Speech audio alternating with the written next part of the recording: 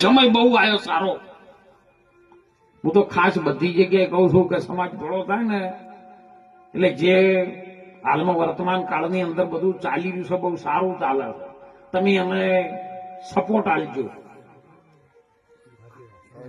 જગતના ચોકની અંદર બધી સમાજો સાહેબ સુખી છે, બધી પ્રગતિના નિશાનો પર છે, પણ આધ્યાત્મિક સિદ્ધાંત કદાચ ન ઉતરે બાપુ, પણ સમાજના નિયમ પ્રમાણે જે બંધારણ તમે કર્યું છે એ બંધારણને બધા સપોર્ટ આપજો સાહેબ.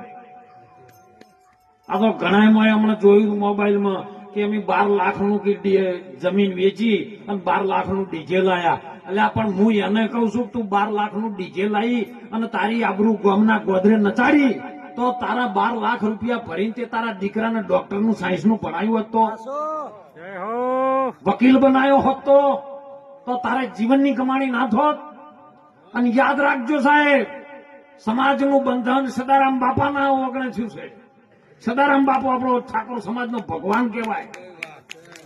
માટે તમે નિયમ ન તોડતા, તમારાથી થાય કરજો ન કે હળી ન કરતા. એમ મહાપુરુષોનો આશીર્વાદ કઈ જગ્યાએથી આવે અને શ્રાપે કઈ જગ્યાએથી આવે ને એ કલ્પનામાં ન આવે. આપણી ભારતની દીકરીઓ સાહેબ આગળ આવી છે. આજે આ દેખ ભગવાન માતાજીઓ બધા દીકરીઓ આગળ આવી ને ત્યારે ભજન થાય છે સાહેબ, મહાશક્તિ સ્વરૂપ છે. અને જયારે કોઈ પણ રાજકીય ક્ષેત્રે હોય, આધ્યાત્મિક ક્ષેત્રે હોય કે સમાજ ક્ષેત્રે હોય તો એ દીકરીઓને મદદ કરજો.